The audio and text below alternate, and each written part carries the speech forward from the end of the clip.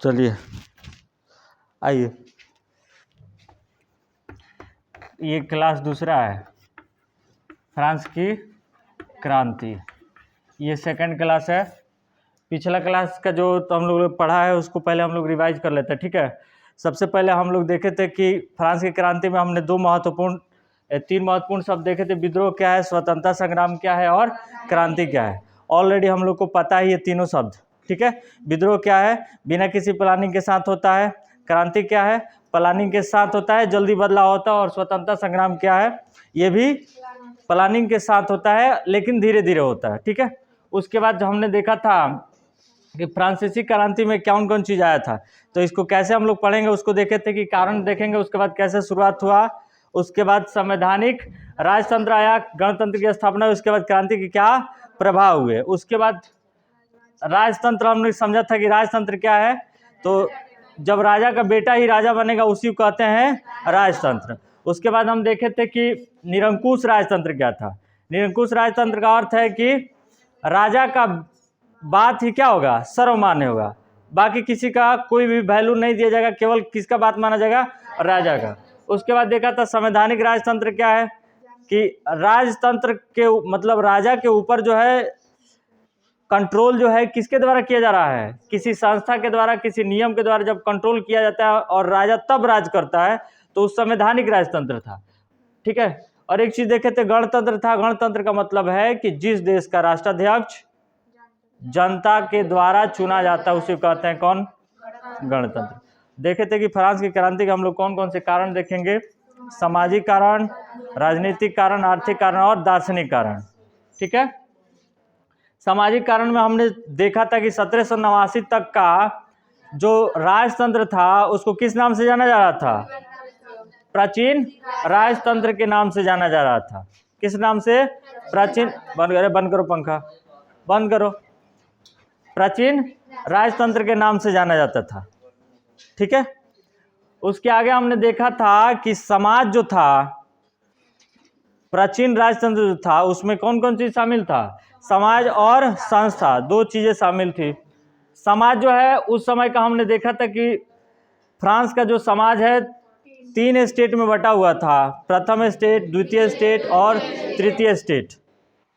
प्रथम स्टेट को जो है हम लोगों ने देखा था कि प्रथम स्टेट को क्या कहते हैं, तो प्रथम स्टेट को हम लोग पादरी कहते हैं।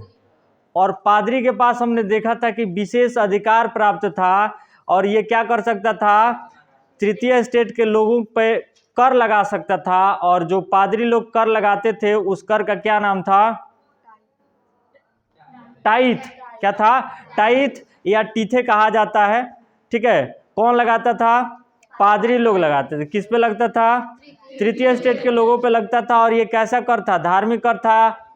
कैसा कर था, धार्मिक कर था, प्रत्यक्ष कर नहीं था, धार्मिक कर था, ठीक है। उसके बाद द्वितीय स्टेट के लोगों को हम क्या कहते हैं, कुलीन कहते हैं। क्या कहते हैं, कुलीन कहते हैं द्वितीय स्टेट के लोगों को। और ये लोग क्या करते थे, इन लोग के पास भी विशेष अधिकार था। प्रथम स्टेट और द्वितीय स्टेट के लोगों को विशेष वर्ग प्राप्त, इन लोग के पास कुछ विशेष पावर था जो कि किनको प्राप्त नहीं था, तृतीय स्टेट के लोगों को प्राप्त नहीं था। और तीसरा स्टेट समझ रहे हैं जिसको क्या बोला जाता था, सर्वसाधारण। क्या बोला जाता था, सर्वसाधारण। और इनमें कौन कौन आते थे, सब बाकी जितना लोग था, गरीब गुरबा सब इसी में आता था, ठीक है। उसके बाद देखे थे कि वहाँ पे 90% किसान 90%, लेकिन वहाँ के 60% जमीन के मालिक जो है प्रथम स्टेट और द्वितीय स्टेट के लोग, और कुछ तृतीय स्टेट के लोग जो अमीर थे उनके पास था, ठीक है। उसके बाद हमने देखा था कि टाइल जो कर था कौन लगाता था, राजा लगाता था। और दोनों टाइल था, ये कौन सा कर था, प्रत्यक्ष कर था। ये उपभोग की वस्तु पर लगता था, माने जो जनता इस्तेमाल करती थी उन वस्तुओं पर लगता था। और दोनों कर जो होते थे, कौन, टाइथ और टीथे, दोनों कौन देता था, तृतीय स्टेट के लोग देते थे। प्रथम स्टेट के लोग और द्वितीय स्टेट के लोग कोई कर नहीं चुकाते थे। आगे हमने देखा था कि फ्रांस की एक मुद्रा थी, कौन, लिब्रे, जो फ्रांस की पहले मुद्रा हुआ करती थी। और इसको कब समाप्त कर दिया गया, 1794 में फ्रांस की मुद्रा को समाप्त कर दिया गया, ठीक है। 1794 फ्रांस की मुद्रा क्या हो गई, समाप्त हो गई। उसके बाद देखो ये डेट बहुत इंपॉर्टेंट है, याद रखोगे, ठीक है। कब समाप्त हुआ? हाँ। उसके बाद देखे थे कि फ्रांस की क्रांति के राजनीतिक कारण में कौन कौन चीज देखे थे कि निरंकुश राजतंत्र की स्थापना हो गई थी। आपसे प्रश्न पूछेगा निरंकुश राजतंत्र की स्थापना किसने किया था? लुई 14वां। और हमने देखा था कि यही है कौन? लुई 14वां। और इसके बारे में हमने देखा था कि ये कितने साल की उम्र में राजा बना था? मात्र 5 साल की उम्र में राजा बनता है, ठीक है। और 72 साल राज करता है, 1643 से लेकर 1715 तक। और इसका एक स्टेटमेंट बहुत ही ज्यादा पूछता है, मैं ही राज्य हूं, मेरा हर बात ही कानून है। कौन बोलता था? लुई 14वां। एकदम आवेश में आ रहे हो क्या? ठीक है, कोई बात नहीं। याद लग रहा है, याद है कि नहीं है? याद है? नहीं याद है? अच्छा कोई बात नहीं, ठीक है। कौन वंश का था? बुर्बो वंश का। लुई 14वां कौन वंश का था? बुर्बो वंश का था। और इसके समय में जितने भी अधिकारी के पद हुआ करते थे उस सभी क्या हो गए? वंशानुगत हो गए। क्या हो गए? वंशानुगत, ठीक है। उसके बाद ये हमने देखा था कि 13 उपनिवेश थे। राजनीतिक कारण देखे थे कि 13 उपनिवेशों पे किसका अधिकार हो चुका था? इंग्लैंड का अधिकार हो चुका था। और एक तरफ किसका अधिकार था? फ्रांस का, ठीक है। और हमने देखा था कि सप्तवर्षीय युद्ध जो है 1756 से लेकर 1763 के तक होता है और फ्रांस और इंग्लैंड के बीच में होता है, जिसमें हारता कौन है? फ्रांस। और उस युद्ध का नेतृत्व कौन कर रहा था? लुई 15वां। लुई 15वां कब राजा बनता है? 1715 में, ठीक है। और 1774 तक रहता है। इसी के समय में, इससे इंपॉर्टेंट क्वेश्चन ये पूछता है कि जो अमेरिका का स्वतंत्रता संग्राम हुआ, सॉरी, ये जो इंग्लैंड और फ्रांस का जो सप्तवर्षीय युद्ध हुआ अमेरिका को स्वतंत्र कराने के समय में जो है, तो उसका नेतृत्व फ्रांस से कौन कर रहा था? लुई 15वां था। और हाँ, ये भी बुर्बो ही वंश का था। और इसी के समय में क्या होता है? इंग्लैंड जीता है, फ्रांस हार जाता है। और इसके समय जब हारता है तो कितना इसके ऊपर कर्जा आ जाता है? 2 अरब लिबरे का कर्ज हो जाता है। उसके बाद जो है 1774 में राजा बनता है कौन? लुई 16वां। और ये 1792 तक रहता है। लुई 16वां के बारे में जानने योग्य बात यह है कि ये बुर्बो वंश का था और ये भी बहुत कम उम्र में राजा बनता है। मात्र कितने साल में? 20 वर्ष में राजा बनता है। ये मात्र 20 वर्ष में जो है क्या बन जाता है? राजा बन जाता है, ठीक है।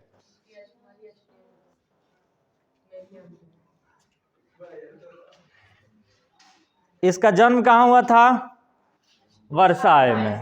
कहाँ पे? वर्साय में हुआ था इसका जन्म, याद रखेंगे। और इसकी विवाह जो होती है आपको पता है, ऑस्ट्रिया की राजकुमारी मेरी एंटोइनेट से। ऑस्ट्रिया की राजकुमारी मेरी एंटोइनेट से शादी होती है। आप एक और बात देखिए कि इसके समय जो है कर्जा कितना हो गया? 10 लिबरे। अभी आपने देखा था कि लुई 15वां के समय में 2 अरब लिबरे कर्जा था। कितना अरब? 2 अरब लिबरे कर्जा था। लेकिन जैसे ही राजा बनता है लुई 16वां, तो इसके समय में 2 अरब से कितना अरब? 10 अरब लिबरे कर्ज हो जाता है। और ये कर्ज इसलिए होता है क्योंकि आपको बताए थे कि अमेरिका में फ्रांस का पत्ता साफ हो चुका था। फ्रांस हार गया था, इंग्लैंड जीता था। लुई 15वां के समय में था। जब लुई 16वां राजा बनता है तो ये अपना लुई 15वां जो राजा था उसके हार का बदला निकालता है और कर्जा खुद लेके और अपना सेना जो है लफायते के नेतृत्व में, अपना सेना कर्ज लेके सेना बना के, और लफायते के नेतृत्व में सेना कहाँ भेजता है? अमेरिका। और लड़ाता है किसके खिलाफ में? इंग्लैंड के खिलाफ में। और अमेरिका स्वतंत्र भी हो जाता है। यानी लुई 16वां अपने मंसूबे में क्या हो जाता है? सफल हो जाता है। परंतु इस युद्ध के चलते इसके पास 2 अरब से 10 अरब लिबरे कर्ज हो चुका है। साथ साथ में इसकी जो पत्नी थी वो भी क्या थी? खर्चालू थी। तो वो भी जो है इसको बहुत ज्यादा बढ़ा दी थी। उसके बाद यही है कौन? मेरी एंटोइनेट। हैंडसम, ब्यूटीफुल है। क्या है? ब्यूटीफुल। हैंडसम नहीं कहेंगे, ब्यूटीफुल है, ठीक है। तो इसके बारे में हमने देखा था कि इसके बारे में अधिकारी सब क्या कहता था? ये सब क्या है, ये क्या है, व्यभिचारी है, बिना सोचने वाली है, फालतू की खर्च करने वाली है, ठीक है। और इसके बारे में इसके अधिकारी ये भी कहते थे कि बिना मतलब का बहुत ज़्यादा क्या करती है, बच्चे पैदा करती है, ठीक है। जनसंख्या पर कोई नियंत्रण लगाम नहीं है। आपको बताए थे कि जब पैसा बहुत ज़्यादा कर्ज में चला गया फ्रांस, तो वहाँ तुर्गो नेकर कॉलेन नाम बताए थे उस दिन कि तुर्गो नेकर कॉलेन कौन था, अर्थशास्त्री था। कहाँ का, फ्रांस का अर्थशास्त्री था। और वो अर्थशास्त्री जो है ठीक करना चाहा, लेकिन लुई 16वां की जो पत्नी थी, कौन, मेरी अंतोनेट, सफल होने नहीं दी। कहती थी कि रानी मेरा होना किस बात का कि मैं खर्चा नहीं कर पाऊँ। उसको रानी नहीं माना जाता था जो खर्च नहीं करती थी। पहले समझा जाता था कि अगर तू खर्चा नहीं करिए मैंने रानी के लायक नहीं हो, तुम खूब खर्चा कर एकदम रानी की उपाधि मिलेगा, ठीक है। सोच मत लेना घर जाए खूब खर्चा करवाएंगे, ठीक है। तो अब जो है इसके आगे हम लोग चलते हैं, ठीक है। यहाँ तक हमने उस दिन देखा था, समझ लिया था। उसके आगे अब हम लोग चलते हैं। तो अब हम लोग देखेंगे क्रांति के दार्शनिक कारण। कौन कौन सा कारण देख लिए थे, सामाजिक कारण देख लिए थे कि समाज में क्या चल रहा था, राजनीतिक कारण भी देख लिए थे। अब ये कौन सा कारण है, फ्रांसीसी क्रांति के कौन से कारण, दार्शनिक कारण। दार्शनिक कारण में पहले समझ लीजिए कि वहाँ के फ्रांस के कुछ लोगों का नाम सबसे पहले जान लीजिए, इनका नाम बार बार आएगा। सबसे पहला नाम है मॉन्टेस्क्यू, लिखा है थोड़ा गलती लिखा हुआ है, मॉन्टेस्क्यू लिख दिया है, लेकिन अंग्रेजी में मॉन्टेस्क्यू ही लिखा जाता है, लेकिन पढ़ेंगे हिंदी में मॉन्टेस्क्यू। मॉन्टेस्क्यू कौन है, एक दार्शनिक है। दार्शनिक किसको कहते हैं, जो अपन विचार देता है, जो विचार देता है ना उसको दार्शनिक कहते हैं। माने ऐसे नहीं होना चाहिए समाज में, ऐसा होना चाहिए, एक अपना नया थ्योरी देता है, उसको कहते हैं कौन चीज, दार्शनिक। और उन दार्शनिकों में आपको बताए थे कि क्रांति के दार्शनिक कारण में क्या था कि कुछ ऐसे लोग जन्म लिए जो अपने बातों से, अपने भाषणों से, अपने किताबों से, अपने लेखों से, अपने सिद्धांतों से फ्रांस की जनता में समानता का भाव क्या की, भड़काया। एक बात पहले फिर से सुनिए, फ्रांस की क्रांति स्वतंत्रता के लिए था कि समानता के लिए था, किसके लिए था, स्वतंत्रता के लिए था, किसके लिए था, किसका गुलाम हो गया था, इंग्लैंड गुलाम हो गया था। एक को बार बोले कि इंग्लैंड का गुलाम हो गया था, फ्रांस की क्रांति समानता के लिए हुआ है। कहाँ एक बार बोले कि एक गुलाम हो गया, इसको अधिकार में ले लिया। फ्रांस की क्रांति किसके लिए, समानता के लिए हुआ है, न कि स्वतंत्रता के लिए, ठीक है। समानता, स्वतंत्रता और बंधुत्व का जो नारा सुनते हो कहाँ से आया है, वहीं से आया है, फ्रांस की क्रांति से। आगे बताएंगे, पहले इनका नाम जानिए, तीन लोग का नाम, Montesquieu, John Locke, Rousseau. Montesquieu, John Locke और रूसो, इन तीन लोगों का नाम याद रखेंगे। ये कौन है, दार्शनिक है। क्या किए हैं उनका काम देखेंगे। पहले तीन को लोग कौन कौन है, एक मॉन्टेस्क्यू है, एक जॉन लॉक है, और कौन है, रूसो। अब एक एक करके इनका किताब देखते हैं, कौन किताब, बहुत इंपॉर्टेंट चीज है, ठीक है, जानने वाली है। देखेंगे सबसे पहले ये कौन है, मॉन्टेस्क्यू, करिया है, हंसो नहीं बाबू। ये कौन जात था, क्या बोल रहा है, ये मॉन्टेस्क्यू है बाबू। देखो उस समय पेंटिंग वाला फोटो हुआ करता था, इसीलिए फोटो का खींचा हुआ नहीं मिल रहा है। ये कौन है, मॉन्टेस्क्यू। एडिट करोगे, एडिट। देखो मॉन्टेस्क्यू ने जो है सबसे पहले शक्ति पृथक्करण का सिद्धांत दिया। किसका, शक्ति पृथक्करण, शक्ति पृथक्करण। शक्ति पृथक्करण का मतलब होता है शक्ति सबसे पहले बांटो। इनका मानना था कि जो किसी राजा के पास एक शक्ति जो है, उस शक्ति एक जगह केंद्रित नहीं हो, शक्ति क्या होनी चाहिए, बंटनी चाहिए। उसी को कहते हैं शक्ति का पृथक्करण का सिद्धांत। पृथक माने अलग, बांटना। इन्होंने ही कहा कि अलग अलग संस्था होना चाहिए, ठीक है, जिसके द्वारा क्या किया जाना चाहिए, शासन करना चाहिए। उसी का प्रभाव तुमको दिखता है, जैसे अभी देखते हो ना लोकसभा, राज्यसभा, राष्ट्रपति, ऐसे देखते हो हर जगह, उन्हीं का प्रभाव है। तो तुमसे पूछेगा शक्ति के पृथक्करण का सिद्धांत किसने दिया? मॉन्टेस्क्यू। तुमसे पूछेगा, ये सब बिहार दरोगा में क्वेश्चन पूछे लियो। हाँ, नहीं कर तक मतलब ये थोड़ी बाकी ना जनबा। मॉन्टेस्क्यू। शक्ति पृथक्करण का सिद्धांत किसने दिया? मॉन्टेस्क्यू।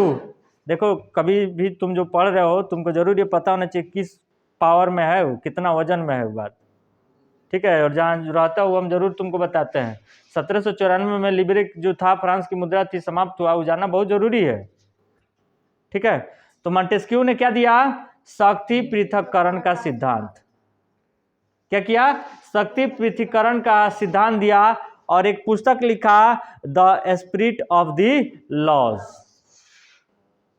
यही क्वेश्चन जो है हमारा गलत हो गया था उस दिन बिहार दरगाह। हमको एकदम पता था the spirit of the laws यानी विधि की आत्मा, इसको हिंदी में कहते हैं विधि की आत्मा। लिखा था विधि की आत्मा। पुस्तक के लेखक कौन थे?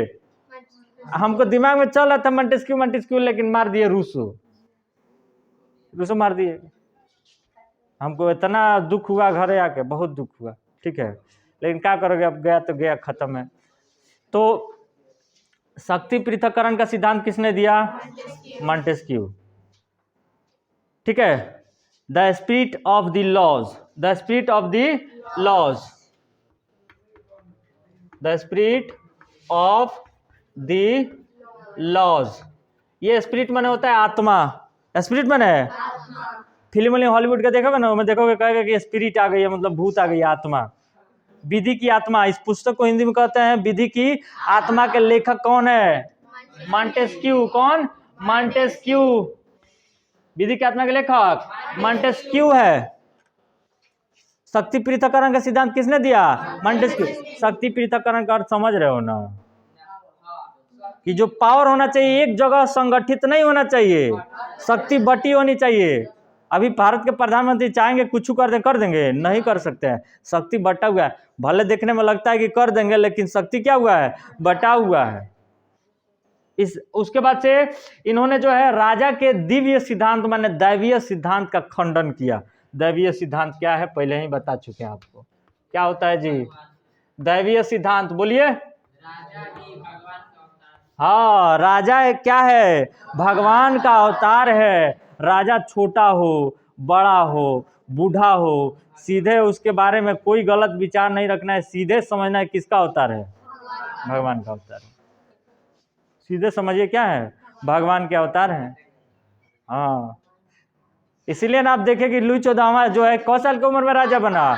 मात्र 5 साल की उम्र में राजा बना। काहे कि उधर से पादरी चार्ज करते रहता था लोगों को, क्या कि राजा क्या है? भगवान का रूप है, पूजिए, तो लोग भी पूजते रहता था, ठीक है। अब तेरे गांव के अभी तो धर्म को उतना प्रभाव नहीं है, लेकिन अगर रहता है तो तुम्हारे गांव के अगर साधु है मठिया के, ऐसा 20 गो मठिया के साधु मिल जाता, कहता तुम्हारे गांव के मुखिया जी जो है, जो मुखिया बन गया, मतलब एकदम भगवान के सीधे पावर लेके जन्म लिया हुआ, तो लोग मानने लगे कि नहीं? कहेगा कि पंडित जी साधु भाई इतना बात कह रहे हैं, मानना चाहिए, ठीक है। तो राजा का कौन सा शक्ति? दैवीय शक्ति का उन्होंने क्या किया? खंडन। खंडन समझते हो? खंडन माने ये सब गलत बात है, ये सब ऐसा नहीं होता है, ठीक है, ये सब बनावटी बात, इसी को कहते हैं खंडन। खंडन का मतलब होता है उसको क्या करना? तार्किक तरीका से। तार्किक समझ रहे हो? ये नहीं कि जाए कहते नहीं हैंग आउट हो, तार्किक तर्क के साथ उस बात को क्या करना? गलत साबित करना कि राजा कोई भगवान का अवतार नहीं है। अच्छा राजा वही माना जाएगा जो अपने जनता के प्रति सोचता है, ठीक है। 3 बातें। शक्ति पृथक्करण का सिद्धांत किसने दिया? मॉन्टेस्क्यू। शक्ति पृथक्करण का सिद्धांत किसने दिया? Montesquieu. The spirit of the laws नामक पुस्तक की रचना किसने किया? मॉन्टेस्क्यू। राजा के दैवीय सिद्धांत का खंडन किसने किया? मॉन्टेस्क्यू, ठीक है। मॉन्टेस्क्यू के बारे में जान गए? 3 बुक, ये बिहार दरोगा में पूछा था, the spirit of the laws, विधि की आत्मा। लॉ माने क्या होता है? लॉ माने कानून, कानून का मतलब विधि, उसी को कहते हैं। ठीक है। और स्पिरिट माने आत्मा। ठीक है, ये मॉन्टेस्क्यू है। आगे देखिए, ये है कौन? John Locke. कौन है?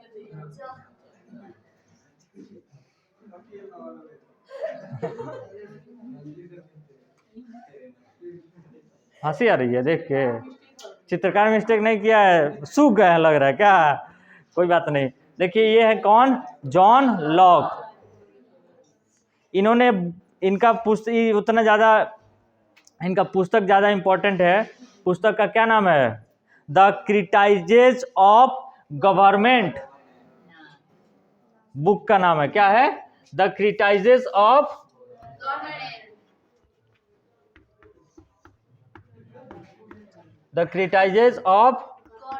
गवर्नमेंट।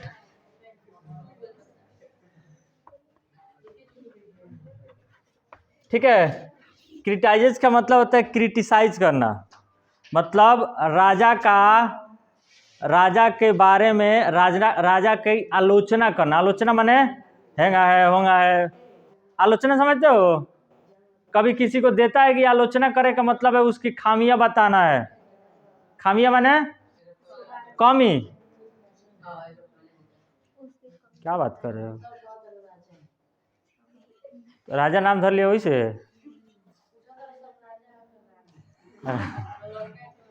ये अरे लड़का है यार, जॉन लॉक लिखा हुआ है। अच्छा, जान लिखा वही सुन रहे हो?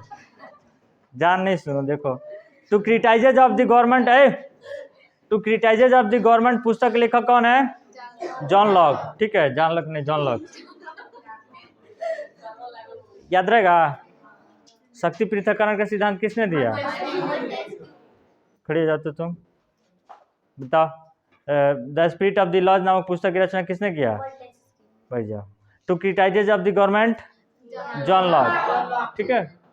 ये रूसो, इनके बारे में जानना बहुत जरूरी है।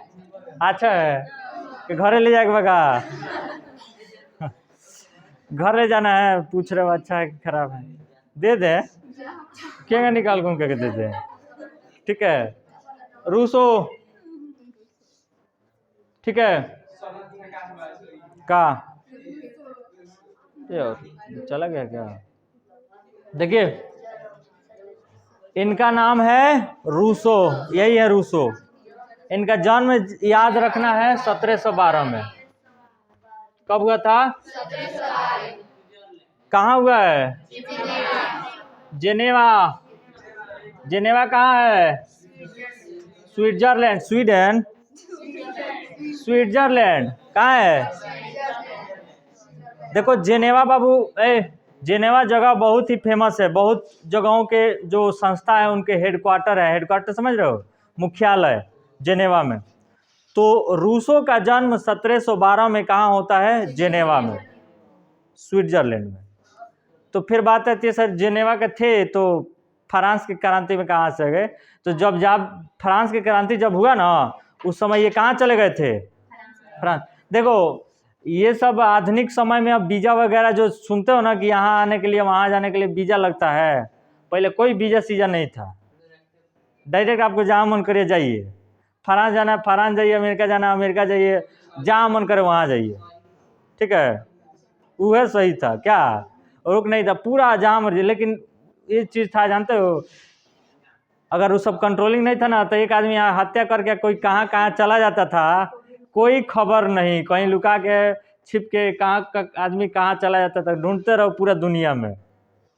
यहाँ तो मधुसरे में दारू का पॉकेट लेके भाग जाता है, कहीं तो पता नहीं चलता है। ठीक है, हाँ, तो दुनिया घूमोगे ना, कहाँ कहाँ घूमोगे? पूरा दुनिया घूमोगे।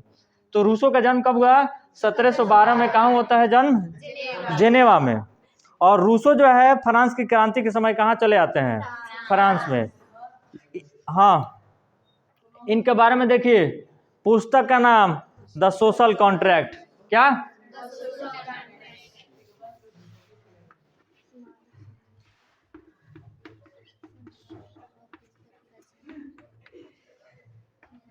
द सोशल कॉन्ट्रैक्ट, सामाजिक समझौता। सुने हो कि कॉन्ट्रैक्ट साइन होने वाला, फिल्म वगैरह में सुनते होगे। हाँ, इतना कॉन्ट्रैक्ट साइन होने, तो वही होता है समझौता। क्या होता है? समझौता। तो द सोशल कॉन्ट्रैक्ट नामक पुस्तक के लेखक कौन है? रूसो। कौन है? रूसो। द सोशल कॉन्ट्रैक्ट नामक पुस्तक के लेखक कौन है? रूसो। इनके बारे में जो है समझौता, इन्होंने फ्रांस की क्रांति का आधार ऐसा तैयार किया, ठीक है, माने फ्रांस की क्रांति में जाकर ऐसा लिखे, लोगों को ऐसा चार्ज किए कि कुछ लोग ऐसा कहता है कि अगर रूसो का जन्म नहीं हुआ रहता तो फ्रांस की क्रांति नहीं हुई रहती। लोग क्या कहता है कि अगर जन्म नहीं हुआ रहता किसका? रूसो का जन्म नहीं हुआ रहता तो फ्रांस की क्रांति नहीं हुआ रहता। इतना इंपॉर्टेंट आदमी है, इसीलिए इसका नाम लिख दिए। यहाँ से जानते हो, लोग जाता है बीपीएससी यूपीएससी में, तो यहाँ इंटरव्यू में प्रश्न पूछा जाता है कि रूसो का जन्म नहीं होता तो क्या फ्रांस की क्रांति नहीं होती? बताइए इसके बारे में आपका क्या कहना है। ठीक है, तो ऐसा सीधा सीधा जवाब नहीं दिया जाता है कि होगा कि नहीं होगा। यही तो है जो यूपीएससी बीपीएससी में जाता है ना, वो एक तरफ वाला आंसर कबो नहीं बोलता है। नहीं समझ रहे बात? माने ई के क्या ली हो, आए क्या ली ना, नहीं, दोनों ऐसा ऐसा तर्क देगा कि लगेगा ना ये बात ठीक कह रहा है, नहीं हुआ रहता, और तब कुछ ऐसा कारण देगा कि पता चलेगा कि ना हुआ रहता, नहीं रहते तो हुआ। कुछ ऐसे लोग कहते हैं विद्वान कि अगर रूसो पालने में ही मर गया रहता, कब? पालना में। पालना बुझते हो? जो जन्म लाला सो दिन पालना होता है ना, खिलाने वाला, उसी में मर जाता, तब वो रूस की क्रांति, सॉरी फ्रांस की क्रांति होती। क्या लोग करता, ठीक है। हालांकि जानते हो, आगे देखो इसके बारे में। अब इनका पुस्तक क्या है? The social contract. आगे देखोगे इनके बारे में, ठीक है। रूसो ने कॉमनवेल्थ सिद्धांत दिया था। क्या दिया था? कॉमनवेल्थ का सिद्धांत। याद रखोगे कौन सिद्धांत? कॉमनवेल्थ। अभी देखो कितना पुस्तक का नाम आ गया, अभी सब रिवाइज करेंगे हम लोग। कौन पुस्तक? कॉमनवेल्थ। चलिए एक बार फिर से बताइए, the spirit of the laws नामक पुस्तक की रचना किसने किया? मॉन्टेस्क्यू। शक्ति पृथक्करण का सिद्धांत किसने दिया? मॉन्टेस्क्यू। राजा के दैवीय सिद्धांत का खंडन किसने किया? मॉन्टेस्क्यू। ठीक है। Two criticise of the government नामक पुस्तक किसने लिखा? John Locke. The social contract पुस्तक लेखक काय बकलल? Rousseau. The social contract Rousseau. Commonwealth का सिद्धांत रूसो। ठीक है, कॉमनवेल्थ का सिद्धांत रूसो। और रूसो का कहना था कि आदमी पैदा स्वतंत्र होता है। आदमी, रूसो का ऐसा मानना था, कॉमनवेल्थ सिद्धांत में यही सब चर्चा हुआ था कि आदमी स्वतंत्र पैदा होता है, लेकिन जैसे ही जन्म लेता है जंजीरों से जकड़ जाता है। जंजीरों से जकड़ जाने का मतलब है आप यहाँ के बन्हा जाते हो। आप जब ये जन्म लेते हो ना, वो दिन स्वतंत्र था, माने केहू से किसी को मतलब नहीं था। लेकिन जैसे ही आपका जन्म हो गया, आप जंजीरों से क्या हो जाते थे? जकड़ जाते थे। देखिए इसको दो सेंस में समझिए। एक तो आध्यात्मिक तौर पे समझिएगा, तो जैसे ही हम लोग का जन्म होता है, हम लोग यहाँ के मोह माया से बन जाते हैं। यही माँ है, पापा हो गए, है भाई हो गए, यही समाज हो गया। ठीक है, अभी दोस्त नहीं होगा, ठीक है, दोस्त ओके में अभी चलने लगोगे तब न दोस्त होगा। ठीक है, लेकिन ये कुछ माया आ जाता है, रोने भी लगते हो। तुमको कोई चींटी काटे तब रोने लगेगा। वहाँ पे छोटा सा बच्चा होता है, कौन कौन लड़की होती है चींटी काट करवाने लगती है किसी किसी की। ठीक है, ये सब काम नहीं करना। लेकिन एक उनका मानना था कि जैसे ही आदमी, समाज को देख के बोले थे कि जैसे आदमी जन्म लेता है ना, तो चारों तरफ से उसका समाज में ऐसा शासन हो रहा है राजा का कि वह क्या हो जाता था? जकड़ जाता था यहाँ के ऋण से। ऋण समझ रहे हो ना? टैक्स से, काम से। ठीक है, स्वतंत्र रूप से सोच भी नहीं सकता था। तो उनका ऐसा मानना था। आपसे पूछेगा कि आदमी पैदा स्वतंत्र होता है, लेकिन जन्म लेते ही जंजीरों से जकड़ जाता है, ऐसा किसका मानना था? रूसो का। किनका मानना था? रूसो का। ठीक है, और एक और पुस्तक, discourage of inequality. Discourage of inequality, discourage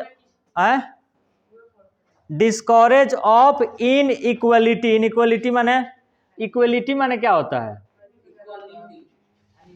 equality का मतलब होता है बराबर, इनइक्वलिटी का मतलब बराबर नहीं, और डिस्करेज का मतलब नीचा दिखाना। इन्होंने, इनका पुस्तक जो था डिस्करेज ऑफ इनइक्वलिटी, माने इस किताब में इन्होंने कैसे चीजें जो है बराबर नहीं है, बराबर होनी चाहिए, इन सब चीजों के ऊपर इन्होंने लिखा था। उसी का पुस्तक का नाम है डिस्करेज ऑफ इनइक्वलिटी। देखो कई को किताब आ गया इनका, कॉमनवेल्थ का सिद्धांत, द सोशल कॉन्ट्रैक्ट, आदमी जंजीरों से जकड़ा रहता है, डिस्करेज ऑफ इनइक्वलिटी, ये सब का क्या किया है इन्होंने? रचना किया है। ठीक है, कौन है ये? रूसो। कौन है? रूसो। रूसो कौन है? रूसो। हाँ याद रखेगा, अभी रिवाइज करेंगे हम लोग। ठीक है, आगे देखो, अगला टॉपिक जो है ना हम लोग देखते हैं अब फ्रांस की क्रांति के आर्थिक कारण। सामाजिक क्रांति में देख, दार्शनिक कारण में देख लिए कि मॉन्टेस्क्यू थे, जॉन लॉक थे, और कौन थे?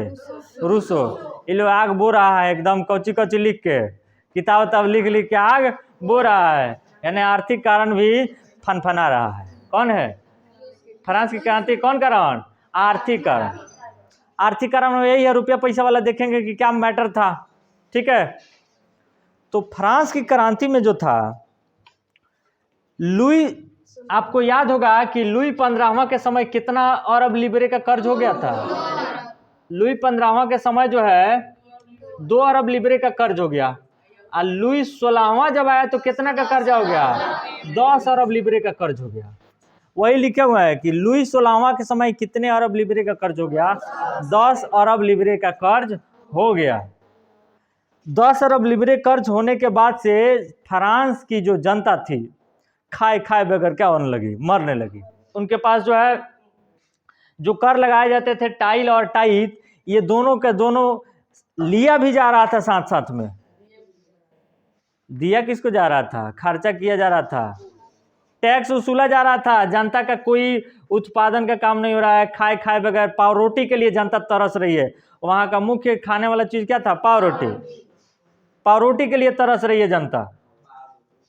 पाव रोटी होता है, ठीक है। तो उसके लिए क्या हो रही थी? जनता तरस रही थी।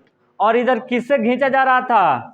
ये तृतीय स्टेट के जो लोग थे उनसे कौन सी उछला जा रहा है? टाइथ और टीथे, टाइल और टीथे दोनों कर क्या किए जा रहे हैं? उछले जा। बताओ कोई टैक्स कहाँ से देगा? खाए को रहेगा तब न देगा। तुमसे हम कहें कि निकालो जल्दी 50 रुपया, आ तारा खाए के घरे है नहीं दोगे? हम जबरदस्ती कहें कि दो ना तो तोरा देह से खून खींच लेंगे। ठीक है, तो ये हाल था। ठीक है, तो कहाँ गया? ठीक है, तो ये 2 कर थे। और उसके बाद से हमने देखा कि फ्रांस की क्रांति में जो है 1715 में जो जनसंख्या थी वो 2.3 करोड़ पहुंच चुकी थी। देखो 1715 में जो वहां की जनसंख्या 2.3 करोड़। अब फ्रांस की क्रांति के समय 1789 में जो जनसंख्या हो गई थी 2.8 करोड़। ठीक है, 2.8 करोड़ जनसंख्या हो चुकी थी। लगभग 0.5 करोड़ की क्या हो चुकी है? बढ़ोतरी हो गया। 0.5 करोड़ का मतलब कितना? 50 लाख लोग क्या हो चुका है? बढ़ चुका है। ठीक है, उसके बाद वहां पे जनसंख्या बढ़ेगी तो भूख लगेगा ही। लोग क्या करेंगे? भूख लगेगा, खाना के डिमांड करेंगे, खाना है नहीं, देश कर्ज में चल रहा है। तो वहां क्या पैदा हुआ? जीविका संकट। कौन सी पैदा हो गया? जीविका संकट। फ्रांस में क्या कौन चीज पैदा हो गया? जीविका संकट।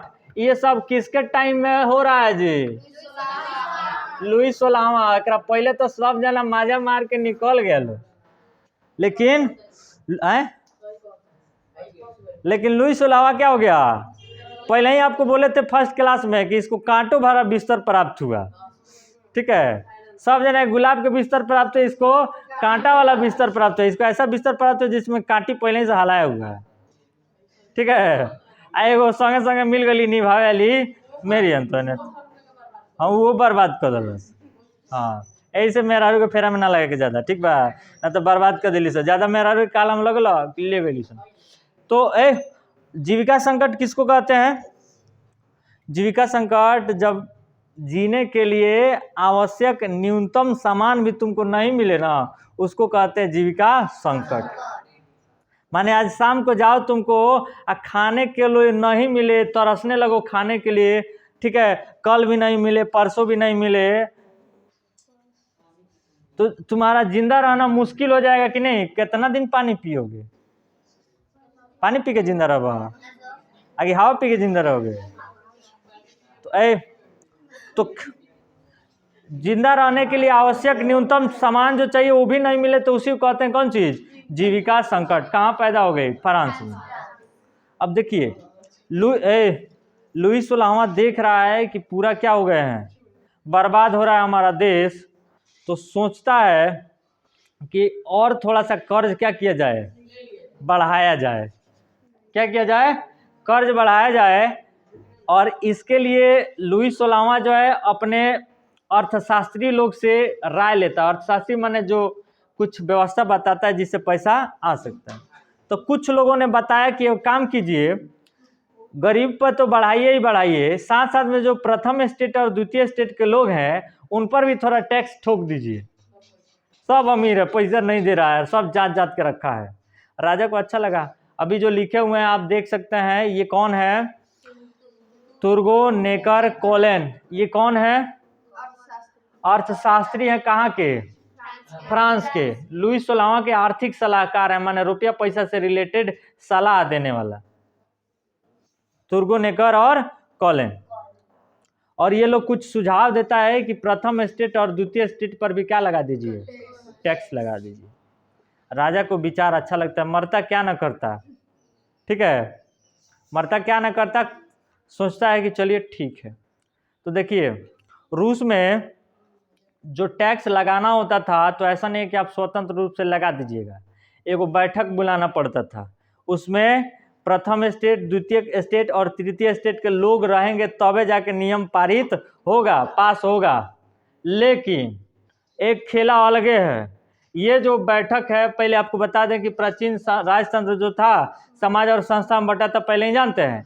और समाज जो बटा था 3 स्टेट में बटा था, और संस्था जो कैसे बटा था, तो संस्था को ध्यान से देखिए। संस्था जो था ये बटा हुआ था, एक को कहते थे पार्लमा और एक को कहते थे स्टेट जनरल। ये क्या है? पार्लमा और स्टेट जनरल, ये क्या है? संस्था है। दूगो संस्था, पार्लमा और स्टेट जनरल दूगो संस्था है। राजा सोचता है कि संस्था का बैठक बुलाते हैं, राजा सोचता है कि संस्था का बैठक बुलाते हैं और कुछ कुछ टैक्स ठोक देते हैं। और संस्था आपने देख लिया कि संस्था कौन कौन थी? एक पार्लमा थी और एक स्टेट जनरल। पार्लमा जो था इसमें राजा पादरियों और कुलीनों के साथ बैठक लगाता था, केवल पादरी और कुलीन।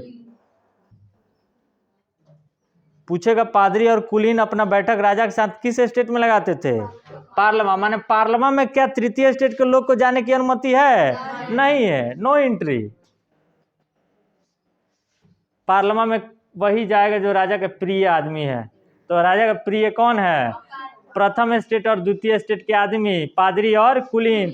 उसी के साथ राजा बैठता था, हाई करता था, अब संस्था खत्म।